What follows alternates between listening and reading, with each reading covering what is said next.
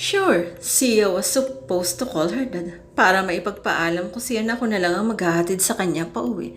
That was the initial plan. The plan I was supposed to tell to Tito Bench as Sia hands me her cellphone. Tito, bungad ko sa kanya matapos kong abutin ang cellphone mula kay Sia. Okay lang po ba na maimbitahan ko po si Sia na mag-dinner po sa bahay namin tonight? Kitang-kita ko ang gulat sa expression ni Sia. Kami na lang po ni Dad ang maghahatid sa kanya sa bahay ninyo. Oh, my heart is pounding like a drum beat. A little bit worried kung anong isasagot ni Tito Bench. Is he going to interrogate me? Ask me questions such as, bakit mo siya iniimbitahan? Anong plano mo? Anong intention mo? Anong oras mo siya ihahatid? Or worse, he will plainly say no. Okay, simpleng sagot niya. Po, hindi ako makapaniwala sa simpleng sagot niya. Sabi ko, okay. Napakamot ako. Sige po, Tito, salamat po. Pero pag-iingatan mo ang anak ko, kung hindi malilintikan ka sa akin, naiintindihan mo ba? Opo. Sige, pakibigay mo na ng cellphone kay Sia at kakausapin ko pa siya. Sia, sabi ko kay Sia habang iniaabot ko ang cellphone niya sa kanya. Kakausapin ka raw ni Tito. Walang imik na imbulbot naman iyon ni Sia at mahinang nakipag-usap sa daddy niya, facing sideways on my angle. Habang kinakausap niya ang daddy niya, ay muli akong nagpalingalinga. Damn it, that darn black cat is still there. Nakaupo ito sa isang tabi at nakatingin sa amin. Sige po, Dad. I love you too po. Bye. Mahinang pamamaalam ni Sia sa daddy niya. Nakausap niya sa kabilang linya. Let's go. Pagyaya ko kay Sia habang sumusulyap sa pusa. Sa bahay niyo na tayo didiretso, diba? Tanong niya habang naglalakad na kami papalapit sa kotse ko. With that cat following us? No. So where are we really going? Anywhere until I figure out what the heck is going on with that stupid cat. Pero baka hanapin tayo ni Daddy sa bahay ninyo. Paano kung tumawag yun sa bahay ninyo just to check on us? Lagot ako pag nalaman niya na wala ako ron. Pag-aalala ni Sia. Sa bahay pa rin naman tayo magdi-dinner. Kinuha ko na ang cellphone ko sa bulsa ko. Ililigaw lang muna natin tong pusa. I dialed Mom's number on my cellphone. 2 rings. Sumagot naman siya kaagad. Hello. Boses ni Mami. Hello, Mommy. Sia's joining us for dinner tonight. Is that all right? Sure, where are you? Nasa school pa po. Sagot ko habang binubuksan ko na ang pinto ng front passenger side ng kotse ko para makasakay na si Sia. Nagkusa na naman siyang sumakay. We'll just have a quick stroll around the city and there will be there probably, or should I say, hopefully before 7. Sumasakay na ako ngayon sa driver's side. Okay, sagot niya. I'll expect you on or before 7 then. The stupid black cat still staring at us as we pulled away from the parking lot. Naglakad pa ito na parang gusto na niyang sumunod sa amin. I'll be really surprised if it could. Well, not unless it is not an ordinary cat. Which, by the way, I am beginning to think it is. Saan tayo pupunta? Tanong ni Sia nang makalayo-layo na kami. Saan mo gustong pumunta? Nakangiting saglit akong sumulyap sa kanya. I'm not quite sure I have anything in mind. Nakangusong sagot niya. But what? May gusto sana akong puntahan with Kyla dati. Ang kaso na walan kami ng chance. Saan yun? Diyan lang sa may junction. Napakunot ako. Saan sa may junction? Huwag ka lang kaya. Baka pagtawanan mo ako. Nope, saan nga? Puntahan natin. Hindi kita pagtatawanan, I promise. Promise? Oo, promise. Saan ba to? Sa gay bar ba? Nakabungis-ngis na biro ko.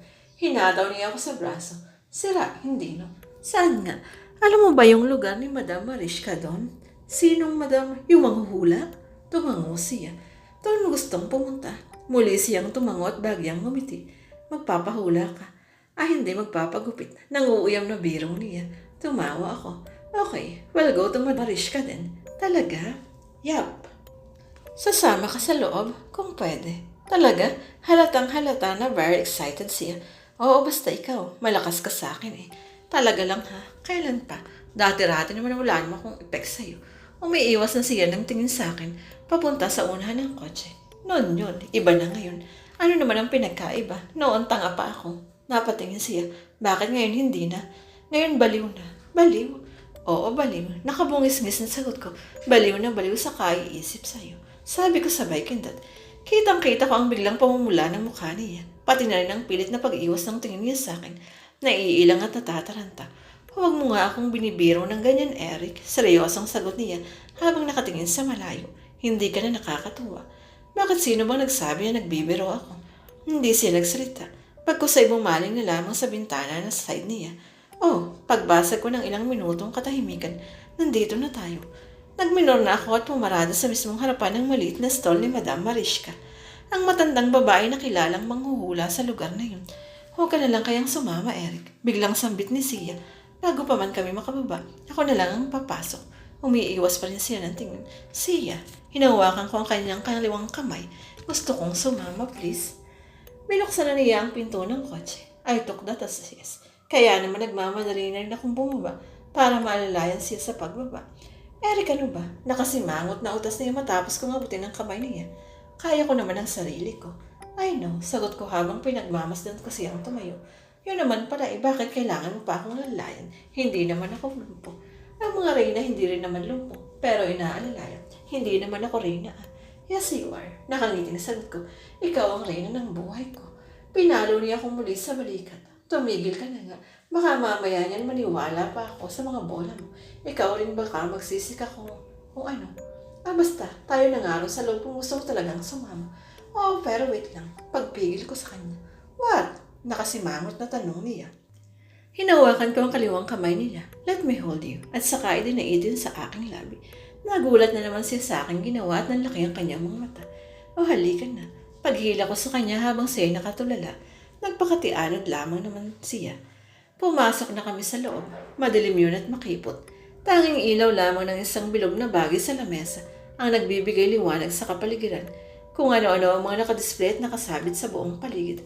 From the most ordinary to the most bizarre and creepy. May mga bungo ng mga hayop, mga itim na kandilang walang sindi, altar na punong-puno ng mga iba't ibang imahe ng mga taong santo at mga anghel, iba't ibang kulay at hugis ng mga awaloryong nakatuhog.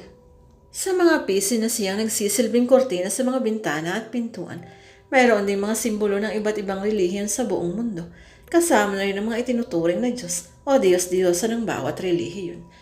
Sa totoo lang, mahigpit na ipinagbabawal sa amin ni Daddy ang paniniwala o pagsubok man lang sa mga bagay na hindi kinakatigan ng paniniwala ng mga fundamentalistong Kristiyano na siya namang kinalakihan kong paniniwala.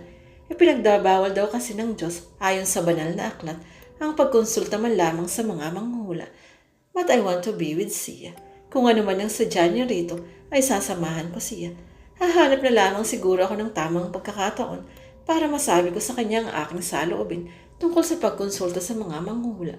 Sa paraang hindi ko naman siya ma-offend o sa paraang hindi ko naman siya maitutulak papalayo katulad ng ginagawa ng ibang mga Kristiyano na imbis na makahikayat ng mga tao sa tamang landas ay lalo lamang nilang itinutulak ang mga naliligaw dahil sa walang ingat nilang pagbibitiw ng mga salita.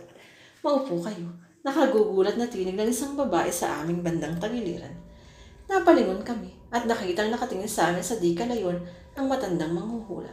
Itinuturo nito ang dalawang upuan sa harap ng kanyang bilog na lamesa habang naglalakad siya papalapit sa upang nasa tapat ng itinuturo niyang dapat naming upuan.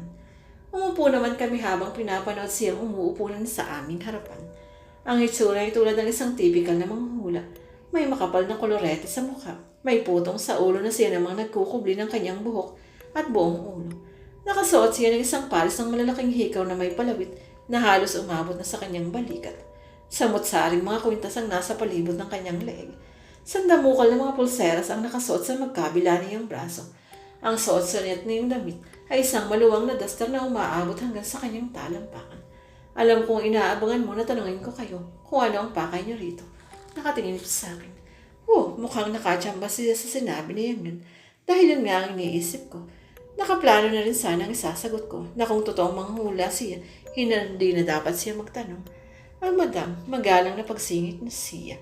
Itatanong ko lang po sana kung mamamatay ka ba sa iyong karamdaman? Pagsingit ang manghula. Opo, namumudlang sagot ni siya. Ang lahat ng tao ay mamamatay, pero ang sagot ko hindi. Hindi ang iyong kasalukuyang karamdaman ang tunay nagbabanta sa iyong buhay anumang oras. Anumang oras? Gulat na gulat ni reaksyon ni siya. Mag-iingat kayong dalawa. Anito habang salitan kaming tinitingnan ng manghula. May isang mangkukulam. Pumikit nito parang may hinahalukay sa kanyang diwa na labis na namumuhi sa iyong ama. Iminulat nito ang kanyang mga mata bago tinitigan si Sia. Sa daddy ko po, tanong ni Sia. Oo, sagot niya. Dating nobya ng iyong ama na iniwan niya para pakasalan ng iyong ina. Nagkatinginan kami ni Sia at ikaw, pagbaling nito sa akin, bago muling ipinikit ang kanyang mga mata. Isang demonyo. Iminulat muli nito ang kanyang mga mata at saka ako tinignan. Isang demonyong nagbago-bago ng anyo ang nanguhumaling sa'yo. Hindi naman dapat ako basta-basta naniniwala kahit hindi ko maipalawanag kung bakit kinabahan ako. Sinusundan ka kahit saan ka. Napatulala ang manghula sa bandang likuran ko. Napalingon tuloy kami ni Sia sa kanyang tinititigan. Kapwa kami nagulantang habang nakikipagtitigan sa itim na pusang sumusunod sa amin kanina.